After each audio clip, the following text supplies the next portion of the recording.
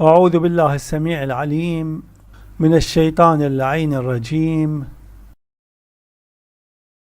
بسم الله الرحمن الرحيم. رب اشرح لي صدري ويسر لي أمري واحلل عقدة من لساني يفقه قولي. بعد التوكل على الله سبحانه وتعالى نبدأ بمبحث جديد تحت عنوان: بعد 5 سنين كان ظالما كاذبا آثما غادرا خائنا. والقرآن يوافق أمهات المؤمنين وعثمان والعباس وفاطمة وعلي عليهم السلام في الإرث، وأبو بكر قد خالف. إذن عندنا عنوان من جزئين. الجزء الأول بعد 5 سنين كان ظالما كاذبا آثما غادرا خائنا. مر علينا عنوان الكاذب الآثم الغادر الخائن، وتكرر علينا عنوان الكاذب الآثم الغادر الخائن، ومرت علينا الرواية المتضمنة للكاذب الآثم الغادر الخائن، وأيضا قد أشرنا إلى عنوان الظالم. وإن شاء الله اليوم سنطلع على عنوان الظالم من نفس الرواية وفي نفس الرواية المتضمنة للعنوان. إذن بعد 5 سنين أي بعد 5 سنين من تصدي أبي بكر ومعه عمر للخلافة، للرئاسة، للزعامة، للإمامة، للتسلط على الأموال، لغصب الأموال من الخمس والفيء وفدك وباقي الأموال التي هي من حق النبي ومن أملاك النبي ومن خصوصيات النبي سلام الله عليه، ومنه لذوي القربى، ومنه لعلي وفاطمة، ومنه لباقي ذوي القربى. بعد 5 سنين أي بعد عصر خلافة أبي بكر وبعد 2 من عصر خلافة عمر تأتي هذه الشهادة الواضحة الشاخصة الصريحة بحق سيدنا أبي بكر وعمر من علي والعباس، وبشهادة عمر وبإقرار علي والعباس عليهم السلام. وتضاف هذه الشهادة من علي والعباس، يضاف هذا التقييم من علي والعباس إلى شهادة وتقييم فاطمة سلام الله عليها. وهذه الشهادة وهذا التقييم هو الذي قد ذهبت به سيدتنا فاطمة إلى أبيها رسول الله صلى الله عليه وآله وسلم، وقد أخبرته بهذا. بكل تأكيد قد حصل هذا الأمر إن شاء الله، وعند الله تجتمع الخصوم. الجزء الآخر من العنوان: القرآن يوافق أمهات المؤمنين وعثمان والعباس وفاطمة وعلي عليهم السلام في أي مسألة؟ في الإرث. إذن عندي القرآن يوافق أمهات المؤمنين وعثمان والعباس وفاطمة وعليا في الإرث، أو نقول أمهات المؤمنين وعثمان والعباس وفاطمة وعلي يوافقون القرآن، يطابقون القرآن، يحكمون بما حكم القرآن، يفعلون ما أمر القرآن، ينتهون عما نهى القرآن. وبخلاف هؤلاء نجد أبا بكر وعمر قد خالفا القرآن. والكلام أين؟ في مسألة الإرث. إذن هذا هو الجزء الثاني، وهذا من تطبيقات العرض على كتاب الله، العرض على القرآن. إذن عندنا القرآن يوافق أمهات المؤمنين وعثمان والعباس وفاطمة وعليا في الإرث، وأبو بكر قد خالف وعمر قد خالف، ومن أيد ومن وافق ومن رضي بإجراء بحكم بتسلط أبي بكر على فدك وعلى الأموال، على أملاك النبي، على أموال النبي من الخمس ومن الفيء، فهؤلاء قد خالفوا القرآن. إذن العنوان هو بعد 5 سنين كان أبو بكر أو عمر كان ظالما كاذبا آثما غادرا خائنا بحسب شهادة علي والعباس وبحسب شهادة فاطمة التي سبقت بشهادتها الواضحة المؤلمة، والتي ستذهب بها وقد ذهبت بها إلى أبيها رسول الله صلى الله عليه وآله وسلم. وعند الله تجتمع الخصوم. وهذا المبحث الثالث هو تابع لبحث صحيح مسلم. العباس وعلي يشهدان على أنه كان كاذبا آثما غادرا خائنا. هذا هو عنوان البحث الأصلي. صحيح مسلم: العباس وعلي يشهدان على أنه كان كاذبا آثما غادرا خائنا. وكان في هذا البحث عدة مباحث. الأول: علي والعباس يتهمان أبا بكر وعمر بالكذب والإثم والغدر والخيانة والظلم. هذا المبحث الأول وقد مر علينا. ودخلنا في المبحث الثاني وانتهى أيضا، وهو كان تحت عنوان: قال عمر: أنا ولي رسول الله صلى الله عليه وآله وسلم، أنا ولي رسول الله فرأيتماني كاذبا آثما غادرا خائنا لغصبه الخلافة وقد أرجع الإرث. وقد مر علينا هذا المبحث وانتهينا منه، وبينا فيه بأن عنوان الكاذب الآثم الغادر الخائن يبطل البيعة والخلافة، سواء كان هذا العنوان، سواء كانت الشهادة بهذا العنوان بهذه المواصفات، سواء كانت بلحاظ نفس التصدي للخلافة والأمرة والحكومة والسلطة والإمامة، أو بلحاظ اغتصاب الحقوق. وباغتصاب الحقوق بالغصبية يكون متصفا بالكذب والإثم والغدر والخيانة والظلم، وهذا يستلزم بطلان البيعة إن كانت هناك بيعة وبطلان الخلافة. وبينا بأن اللحاظ بخصوص سيدنا عمر كما في الرواية التي مرت علينا كان الوصف بلحاظ الخلافة، الإمرة، ولاية الأمر، الإمامة، السلطة، الحكومة، الرئاسة، رئاسة الوزراء، بلحاظ التسلط السياسي والحكومي السلطوي. ومبحث اليوم وهو الثالث قلنا تحت عنوان: بعد 5 سنين كان ظالما كاذبا آثما غادرا خائنا. والقرآن يوافق أمهات المؤمنين وعثمان والعباس وفاطمة وعليا عليهم السلام في الإرث.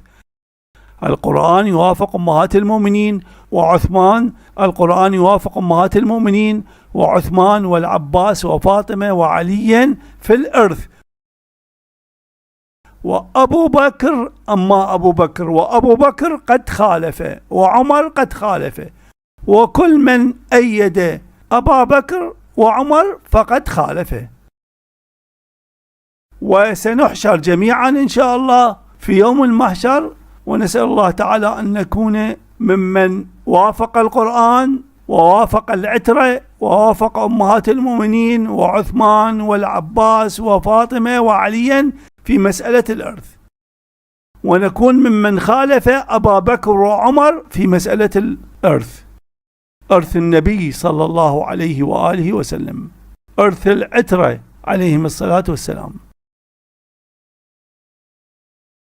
مولاي إني ببابك مولاي، مولاي إني ببابك مولاي، مولاي إني ببابك مولاي، مولاي إني ببابك مولاي، مولاي ببابك مولاي، مولاي إني ببابك مولاي، مولاي إني ببابك مولاي.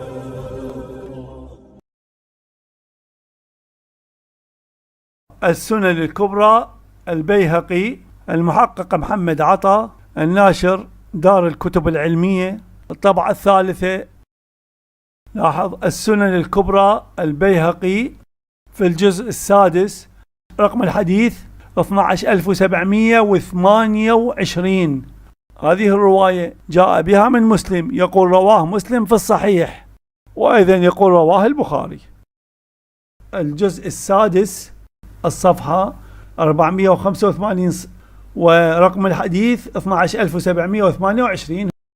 الرواية عن مالك بن أوس بن الحدثان، والتي فيها كما قلنا هذا المقطع الذي نقل على أن العباس شتم وسب عليا، وقلنا هذا من موارد الكذب والتدليس، ومع هذا فنحن ثبتنا هذا وقيدنا هذا من موارد القمع للعترة وسيد العترة علي سلام الله عليه.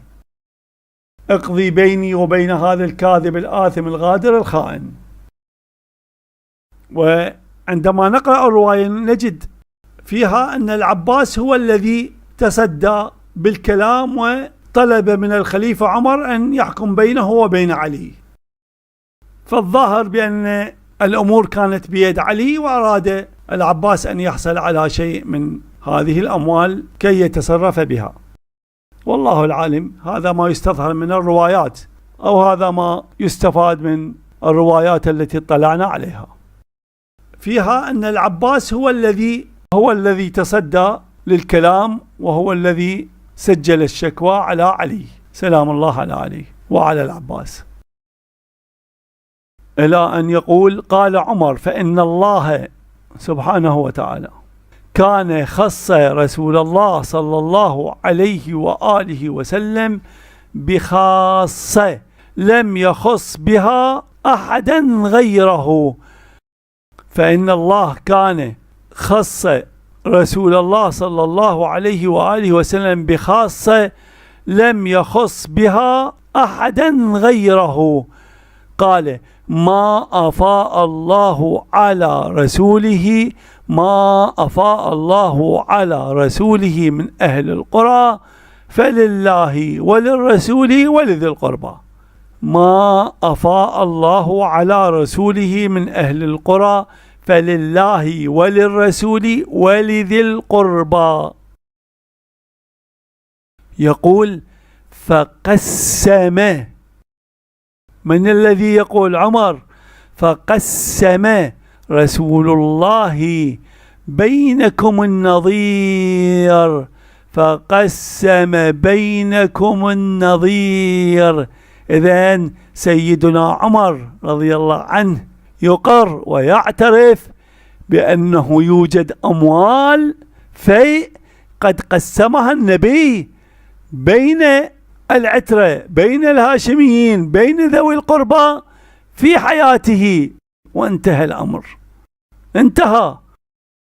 إذن يوجد أملاك، يوجد حصص قد وزعها النبي على العترة، على بني هاشم، على ذوي القربى، على من حرمت عليه الصدقة. انتهينا من هذا، انتهينا. فهذه القضية واضحة، لكن هل هذه القضية الواضحة هل هذا الأمر يسكت عنه؟ لا يسكت، لأنه إن ثبت الملك، إن ثبت التقسيم من قبل النبي في حياته، فلماذا تأخذ وتسلب وتغتصب فدك من فاطمة؟ حالها حال من قسمت عليه النظير. ما هو الفرق؟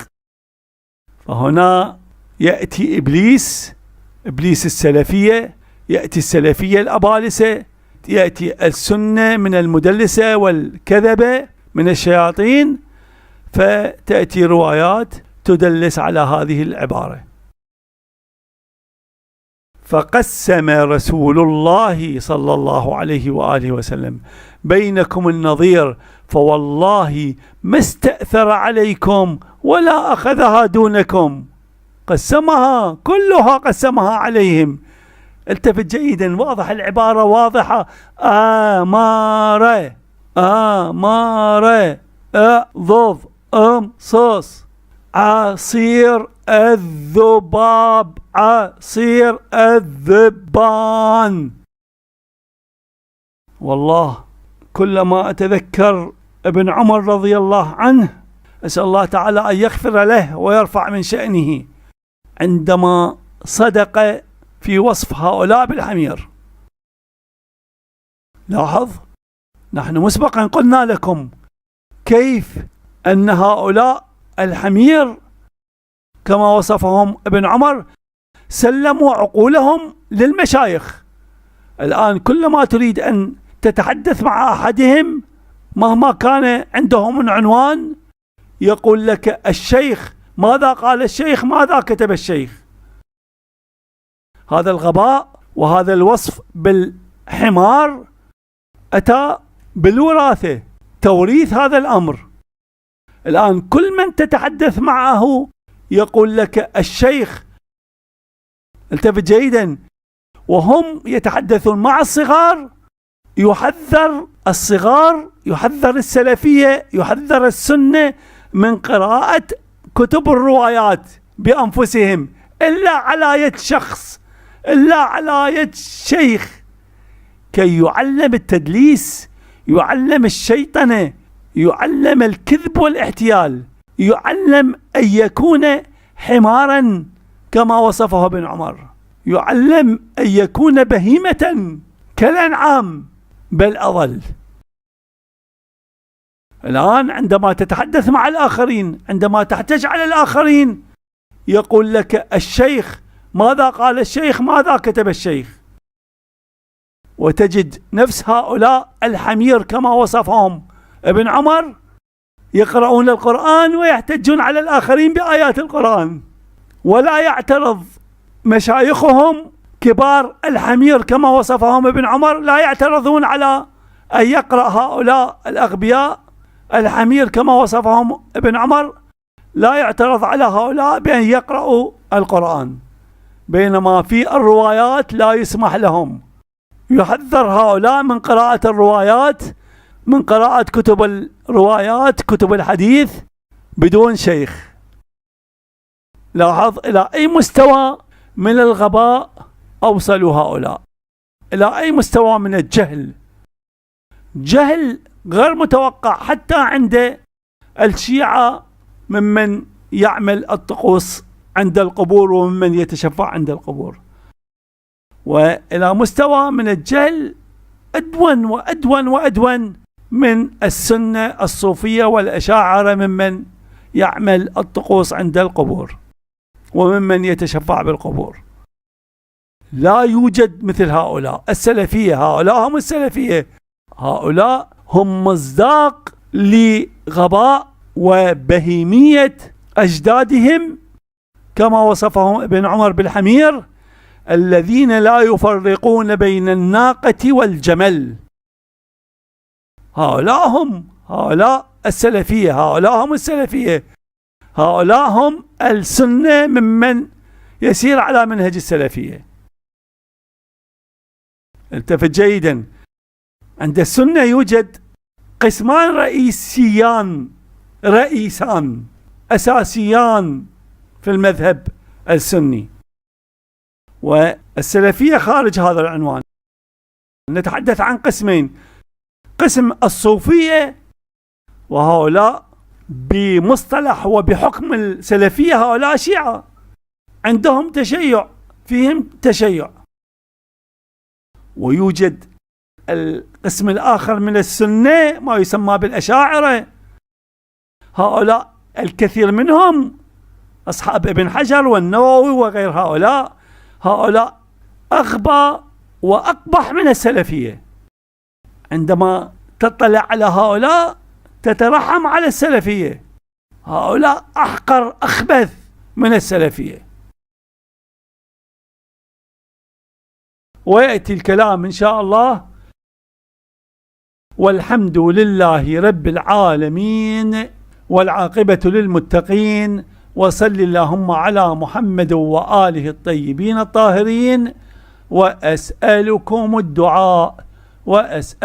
الدعاء